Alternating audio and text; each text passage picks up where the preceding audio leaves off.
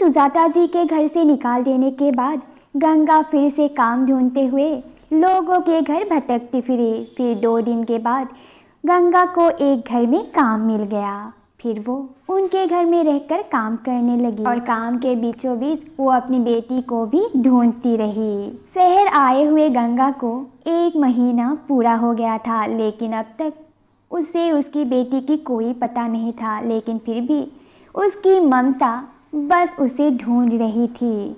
फिर कुछ दिन इसी तरह से बीत गए और फिर एक दिन अचानक परी की तबीयत बहुत ख़राब हो गई और उसे अस्पताल में भर्ती करवाना पड़ा। फिर डॉक्टर ने परी की कुछ चेकअप किया और आकर बताया, देखिए, परी के शरीर में खून की बहुत कमी है। उसे बहुत जल्द ही खून देना पड़ेगा और उसकी खून है बी नेगेटिव और इस वक्त हमारे अस्पताल के ब्लड बैंक में ये ब्लड नहीं है। और हमने शहर में जितने भी ब्लड बैंक है सब में पता किया, पर इस वक्त ए ब्लड ग्रुप कहीं पर भी नहीं मिल रहा। तो इसीलिए अगर हो सके आप भी कोशिश करके देखिए। अगर आपके कोई डोनर हो तो परी को हम खून दे सकते, वरना हमें 2 से 3 दिन रुकना पड़ेगा और फिर तब परी की तबीयत ज़्यादा बिगड़ सकती है। डॉक्टर की बात सुनकर सुजाता जी घबरा गई और वो अपने पहचान के हर लोगों से खून के बारे में पूछने लगी, पर उन्हें कोई नहीं मिला। तो खून ढूंढने खुद निकल पड़ी और फिर तभी सुजाता जी को रास्ते में गंगा मिली।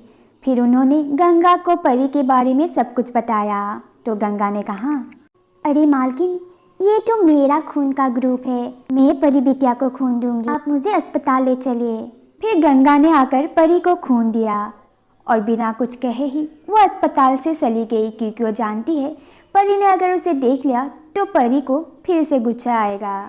और फिर खून मिलते ही परी धीरे धीरे ठीक होने लगी और जब परी ने आँख खोली तो सुजाता जी ने उसे बताया कि उसे खून गंगा ने दिया है। ये बात सुनकर परी को अच्छा नहीं लगा।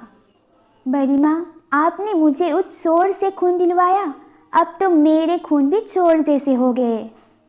फिर तभी अचानक अस्पताल के एक फ्लोर में आग लग गई और आग लगने की वजह से सभी लोग चिल्लाते हुए भागने लगे और सभी के चिल्लाने की आवाज़ सुनकर परी को अचानक वो दिन याद आ गया जिस दिन मेले में वो अपनी माँ से खो गई थी। फिर कुछ देर बाद अस्पताल की आग बुझ गई और सभी सही सलामत रहे, लेकिन इस आग ने परी को वो सब कुछ याद दिला दिया। फिर अपनी माँ की चेहरा याद आते ही परी तो चौंक गई। फिर बड़ी माँ को उसने सब कुछ बताया कि गंगा ही उसकी माँ है। ये क्या बता रही हो तुम परी, गंगा तुम्हारी माँ, और उस दिन गंगा को तुमने झूठा इंजाम दिया, ये बहुत बुरा क्या परी। पर कोई बात नहीं, अभी भी समय है, तुम जाकर अपनी माँ से माफ़ी मांग लेना। अच्छा हुआ मैंने गंगा से पूछ लिया अब वो कहाँ काम करती है। कल तुम्हारे अस्पताल से रिलीज़ मिलते ही हम गंगा के पास जाएंगे और गंगा को हमारे साथ लेकर आएंगे, है ना परी। फिर दूसरे दिन अस्पताल से रिलीज़ मिलते ही परी सीधा अपनी माँ के पास गई और अपनी माँ को उसने सारी बातें बताई। अपनी गुड़िया की बातें सुनकर गंगा की आंखें भर आई। गंगा के मुंह से तो एक शब्द भी नहीं निकल रहे थे और उसने अपनी बेटी गौतमी को गले से लगाकर बस रोने लगी। और आज ये गंगा की खुशी के आंसू है। आखिरकार गंगा की ममता आज जीत ही गई। एक माँ की ममता कैसे हार सकती है। 10 साल बाद भी एक माँ की ममता ने अपनी खोई हुई बेटी को पा ही लिया। तो हमारी इस कहानी को हम यहीं पर करते हैं ख़त्म।